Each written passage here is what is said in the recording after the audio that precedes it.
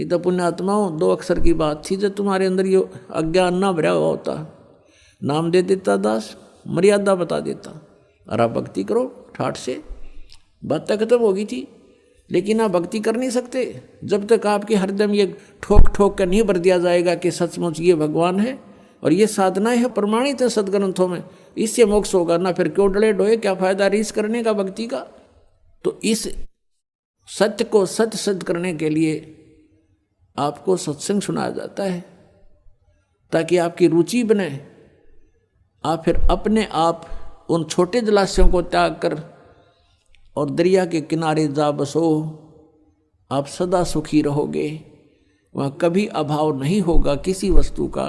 तो वो दरिया सतलोक है, वहाँ जाने के बाद किसी भी वस्तु का कभी अभाव नहीं होगा। फॉर एग्जाम्पल आप देख लो कि छोटे जलाशय में तो जल समाप्त होगा, और दरिया के पास आप चले गए तो वहाँ कभी भी जल समाप्त नहीं होता। आपका जल संबंधित जो संकट था सदा के लिए समाप्त हो गया। इसी प्रकार सतलोक में जाने के बाद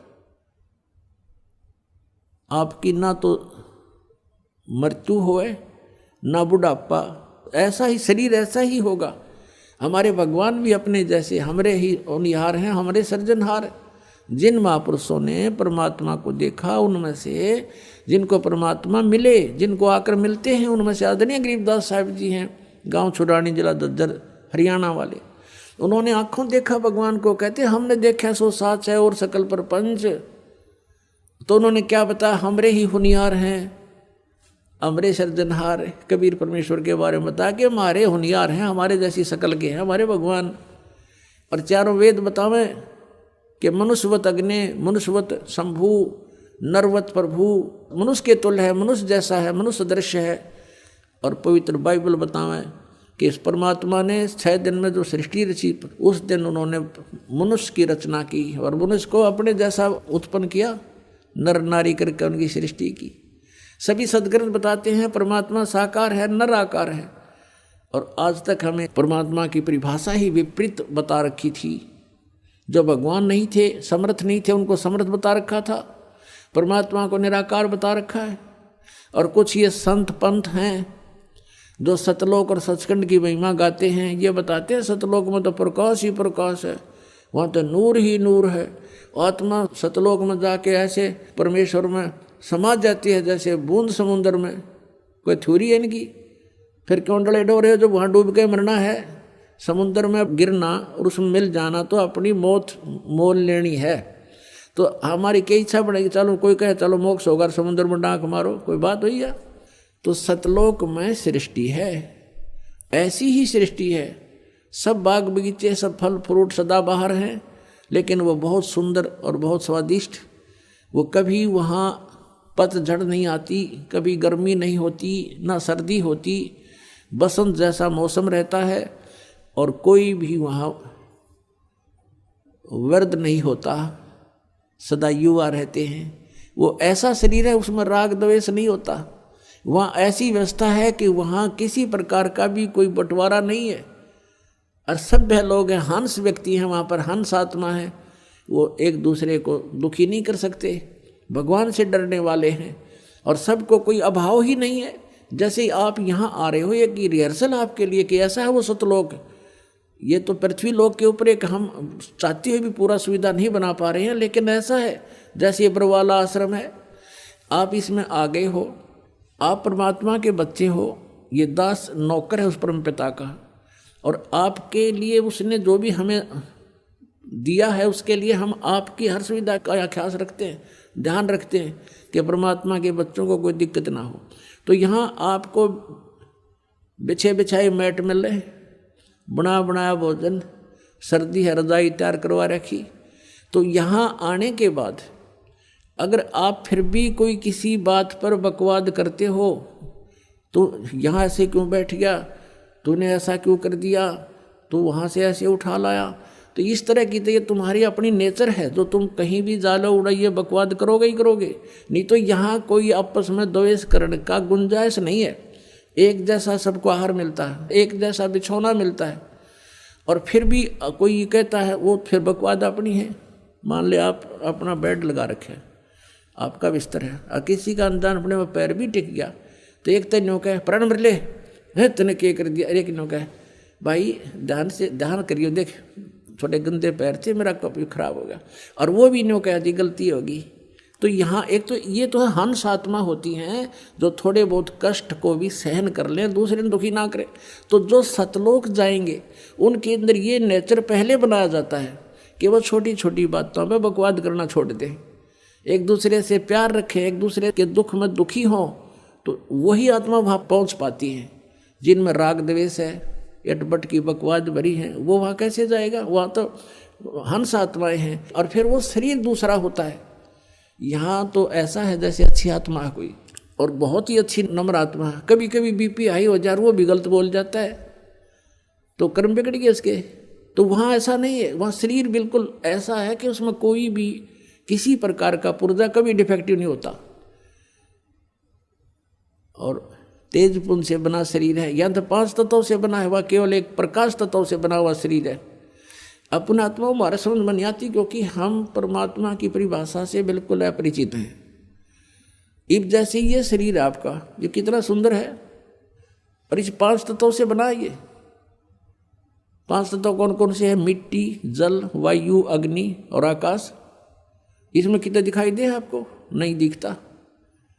और किस तरह उसी पदार्थ को किस तरह घुमा फिरा के शरीर बनवाया मालिक ने, उसका किस तरह उन सब को एकत्रित करके और किस तरह फैक्ट्री में डालकर कैसे बनवा दिया।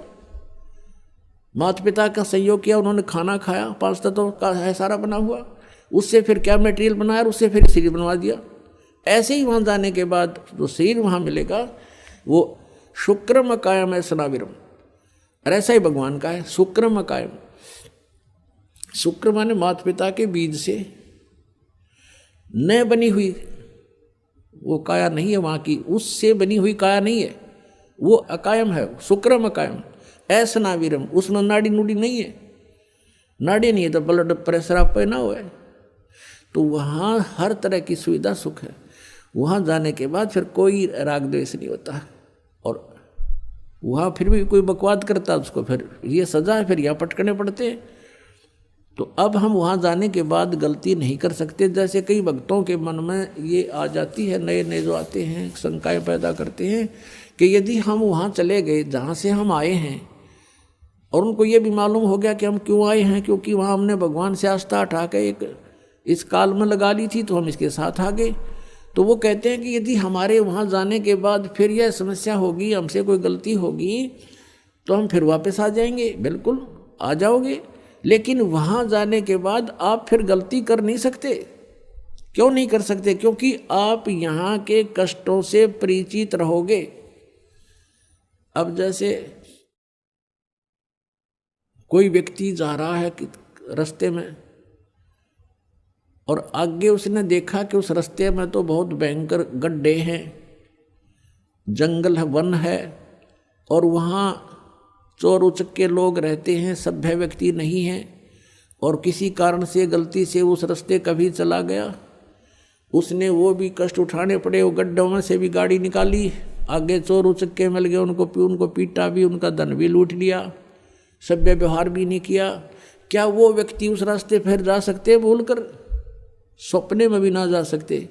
तो हम वहाँ जाने के बाद ऐसा समझ जाएंगे कि वहाँ कैसे लोग हैं और कैसा लोक है वो, हम सपने में भी ना हो यहाँ पर, और वहाँ गलती होगी ही नहीं, क्योंकि हम परिचित हो गए किन गलतियों के कारण हमने ये सजा मिली।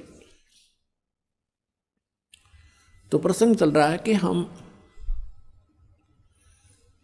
सतलोक में जाएंगे जब हमें उस परम अक्षर ब्रह्म रूपी दरिया का पता लग जाएगा, तो यहाँ कोई नहीं रहेगा। फिर एक समस्या और आती है, जो तत्व ज्ञानहीन व्यक्ति हैं वो कहते हैं, जैसे हमारे भक्त पहले दास के साथ भी ऐसे बीता समझाया करते थे, किसी को अपने मित्र को रिश्तेदार को समझाने की चेष्टा करते थे, तो वो ये प्रश्न करते थे कि एक बात बता, यदि हम सभी यहाँ से चले गए सतलोक में तो पृथ्वी पर कौन रहेगा? बताओ, इतनी बुद्धि फेट हो रही है, ये पृथ्वी ने फूकेंगे हम, ये 9 ग्रह धक्के खान लग रहे, खाली पड़ेगी अभी हटने जा, पत्थर धक्के खाता। हमने के ठेका ले रखा है यहाँ जन्मने और मरने का, बिरान माटी करवाने का। जिनकी वृत्ति ही ऐसी है तो उसको तत्व ज्ञान तक पहुँचाने में समय लगता है। उस परमात्मा तक इसकी बुद्धि उठाने में कितना करेन भी फेल हो जाए, करेन भी ऐसी ऐसी बुद्धि गाड़ दी जमीन में काल ने हमारी। तो इस गड़ी हुई बुद्धि को गड्ढे में डाल रखी, इस बुद्धि को अज्ञान के कारण, अब इसको ऊपर उठाना तो इतना दास का प्रयत्न हो रहा है। इस सदग्रंथ समझाना, तत्व ज्ञान से परिचित करवाना, जब जाके ये थोड़ा सा ऊपर को उछलने लगती है। इतनी कंडम करके डाल रखी है न ज्ञानी ऋषि में ऋषियों ने, बट्ठा बैठा रखा है इस मानव का। परमात्मा स्वयं आते हैं, इनके अज्ञान के कारण हम उनको पहचान नहीं पाते हैं, और जिस कारण से आज तक हम भटक रहे हैं। यहाँ कोई प्राणी सुखी नहीं है। सुखी है तो बता दो मुझे, आज कोई पृथ्वी पर हो तो। और आज सुखी है तो कल बिजली गिर जा।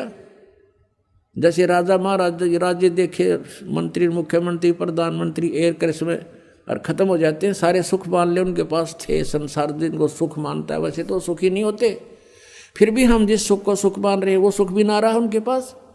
तो यहाँ कौन सुखी हो सकता है और कौन रह सकता है? तो ऐसे लोक में हम रह रहे हैं। तो हमें पता ही नहीं था अभी तक हमने के को और भी कहीं स्थान है।